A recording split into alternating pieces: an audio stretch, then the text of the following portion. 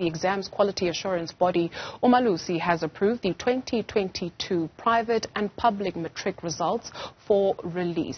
Let's tell you what the body said a little bit earlier on. We're joined by Newzroom Afrika's Muwagi, and Umalusi giving the assurance that irregularities did not impact the quality of the outcomes that we are expecting on Thursday. Good afternoon, Tsakwajo.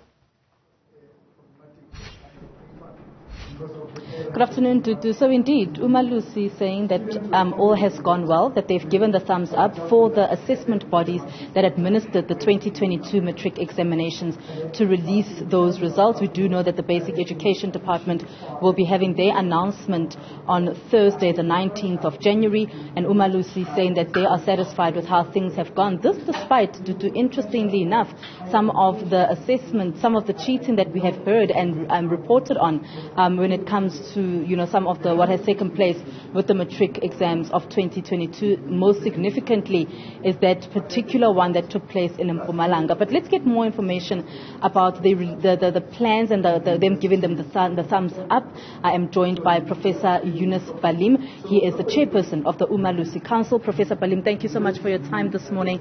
So of course we do know that you've given the thumbs up to the various assessment bodies to release these results, and in the wording that you often say as Umalusi is that the irregularities were not systematic. Perhaps explain that to us. I mean, we saw this cheating scandal specifically in Mpumalanga.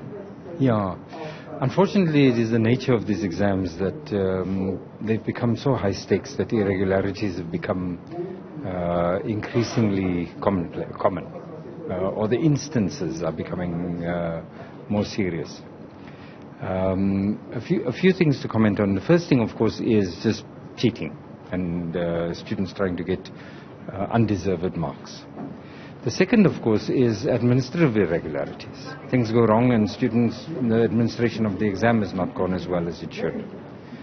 The third is the problem of complicity by invigilators, teachers, examination centers, where those who are meant to be the custodians of quality and good behavior actually participate in irresponsible and improper behavior. That all said, our experience this year, as in recent past, has been that the level and extent of these irregularities are so small and of such a contained nature that they were not important enough to have caused a systemic problem. And as a result, we are, to use the language of elections, they were substantially properly conducted. And on that basis, given the by far the majority of honorable, good, well-meaning students, parents and teachers, the examination results may be released. Now, you did mention, Professor Ballim, that there are issues of, you are seeing, as Umalusi, you are seeing an increase in the number of irregularities that actually takes place. And of course, this is the issue around, technology improving on a daily basis. But as the council, what are some of the words that you would like to share specifically with the learners that actually sit for these examinations? I mean, we are in 2023 now, and also with the invigilators. And you also mentioned, I think it was Dr. Rakometse actually who mentioned that the invigilators also need to be held to account. Mm-hmm. Well, certainly. I mean, the technology is becoming, firstly, ubiquitous. Everybody's got these things in their pockets these days, or almost everybody has. And secondly, it's becoming a lot more complex and accessible. So you can now get a cell phone on your wristwatch. And so the ability to communicate inside an examination room is becoming increasingly possible. That said, we as Umalusi, together with the examination authorities, have urged that the system becomes a lot more vigilant. And as indicated, we're quite proud, as a country we should be proud of the fact that there were no exam leaks this year. That is a significant development compared to what was happening a few years ago. So this is important and we are getting there. But vigilance alone, important as it is not going to solve the problem. What we need is just a general institutional culture that willingly chooses to do the right thing. That says there's more honor in me getting a lower mark than in me getting a higher mark dishonorably. And that we should protect that. And that teachers and vigilators, community leaders, institutional leaders should encourage the idea that good behavior is good because it's in everybody's interest. And so we are very keen to try to protect that.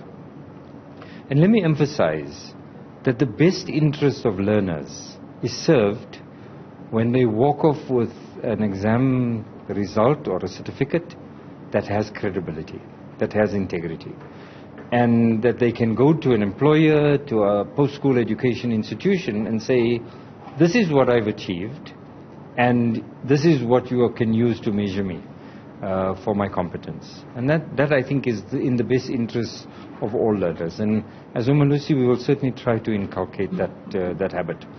We do give and try to put as much pressure as we can on the examining authorities themselves, that in the assessment, in the way in which the integrity of the assessments are looked after, but also in the delivery of the modules, that students are defended against this kind of behavior.